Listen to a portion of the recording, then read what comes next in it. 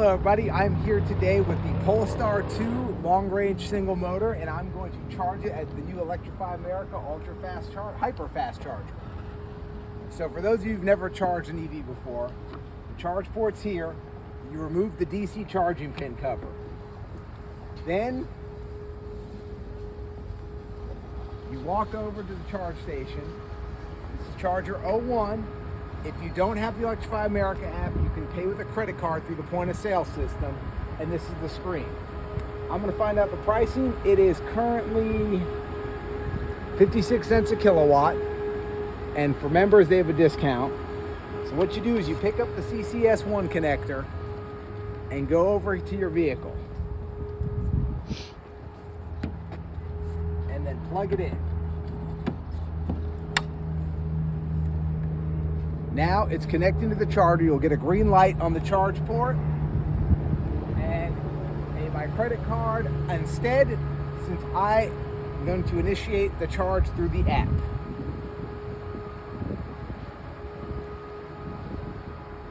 The charge has been initiated through the Electrify America app. It shows me what my charge cost is, how much time I've been at the charger, and how much energy has been delivered, as well as my state of charge. The current charge speed is 67, which is kind of normal for the charge curve on the vehicles. And remember, the last 20% from 80 will take the longest to get a charge because the charge rate slows down, and it does that to avoid SCI in the battery. As batteries heat up, you don't want to avoid damage, so they've reduced the rate of charge. Also, a battery, as it gets full, they have to force them, the electrons have to be forced in there, finding spaces. Think of it as an empty gas tank fills up faster than one that's full. So what we'll do is once we're done charging, let's say 80%, I will end the session and I will get a receipt from the app. Also, with the Polestar 2, it does let you set the target state of charge inside the vehicle HMI, the human machine interface.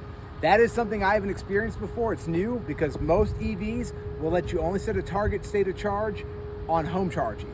So when this does, I tested it last night at a supercharger. I set it to 80. When it gets there, it ends the charge session. Also, if you want to end early, all EVs, when you're at a fast charger, has a release button for the cord because it locks the charger into place when you're public charging. Doesn't do that at home. This vehicle, Ford's, Tesla's a little different. They don't need it with the NACS, but that's what we do. This is the Polestar 2, and this is the front on it. It has a hood release, and this is it. As you can see, it is served as the spare tire. It has the jack, a tire wrench, and the tow hook, which I would guess the spare tire is in the trunk.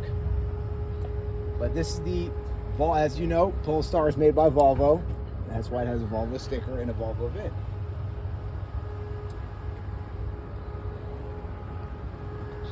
All right, I've reached my target state of charge. I've charged for 85%. So now I'm done. The best way to disconnect your public charge cable is hit the button right here in the charge port, and you will hear it unlock. The charger has stopped. It has billed my credit card, and now all I have to do is disconnect. You then insert the DC fast pin dust cover back in to protect it. Close your charge port. Walk over here. Now you can also access your charge record through the map. As you see, I've added 28 kilowatts. I was on the charger for 28 minutes, 50 cents a kilowatt, came to $14. And now I have finished. It will email me the receipt, or I can pull it up through the app, and we're set to go.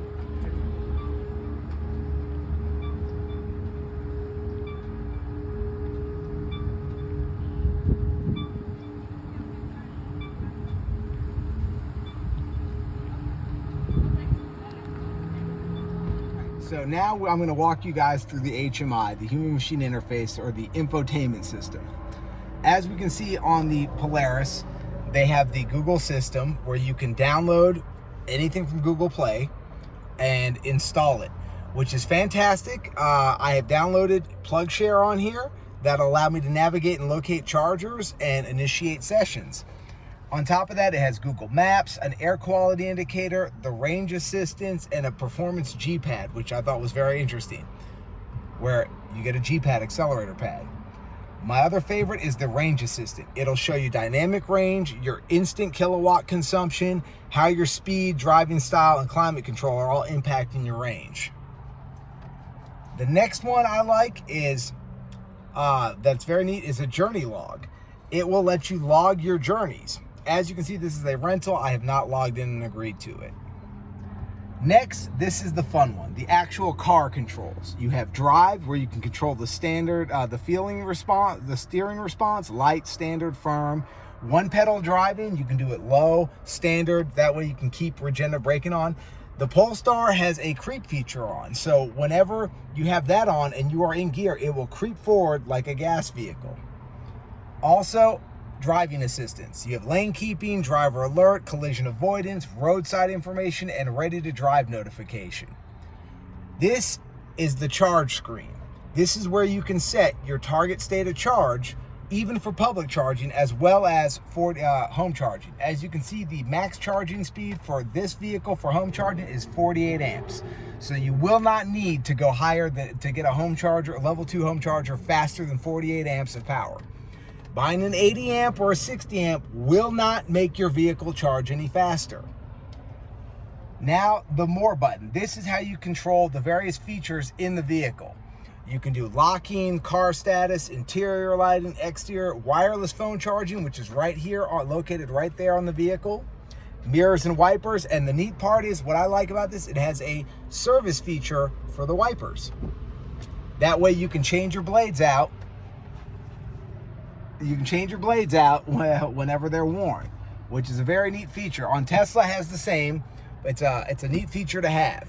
Also, something that I really like that goes back to when I had an Audi A6, you can control when you put your vehicle in reverse, whether both mirrors go down so you can see for curves, passenger mirror, or just the driver's side mirror, which I thought was really neat. Also, if your mirrors fold in when the vehicle's locked. You also have a backup camera for this vehicle. Oh, also, by the way, guys, when you hit the vehicle tab and you go to more, this is how you power off the vehicle.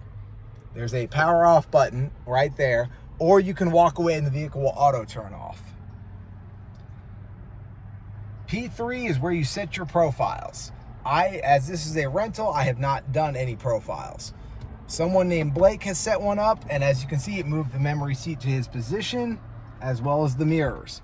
If you do own an EV, I highly suggest you set this up, because not only will it save your seat positions, it should tag to the fob that the person has. So if you have a significant other, their fob will automatically configure the seats to the vehicle, as well as all their driver settings. Now, you can have up to 3 people on this profile, on this vehicle, which I highly suggest. It adjusts the mirror positions, everything. It does not adjust the rear view mirror, but seat, memory foam, memory seat positions, out exterior mirrors, everything you need. Now, on the Polestar, this is how you go to the AC system. As you can see, the air conditioner is currently set to low, or you can do dual climate control on this vehicle. That way each seat. Here are the seat heater functions. Steering wheel, seat, you can set it to low, high, whatever temperature you want. As you should know, by owning an EV, the heating system, the HVAC system will impact your range. The one that will impact it the most in cold weather is actually having the heater on. Best practice is to use the steering wheel heater and the seat heater as well for during winter, and not use the cabin heater. Also, you must precondition. Preconditioning is when the vehicle is still connected to your home charger and it starts to heat the cabin, turn on the seat heaters, and heat the batteries the main part of that, because it will extend your range. Cold weather impacts battery performance. When it's really cold outside, the electrolyte solution in batteries will start to turn to slush. And batteries have heaters. On specific vehicles, it's also highly recommended to use your in-screen navigation, Google Android Auto, and I know Ford connected navigation, as well as any other OEM connected navigation system, will precondition the battery as you approach a public charger. So if I'm taking a road trip and it's cold outside and I have a charge stop on my navigation, as I enter a specified range, the battery will start to heat up and get the battery ready to accept the charge. I know everyone keeps talking about those Teslas in Chicago that died.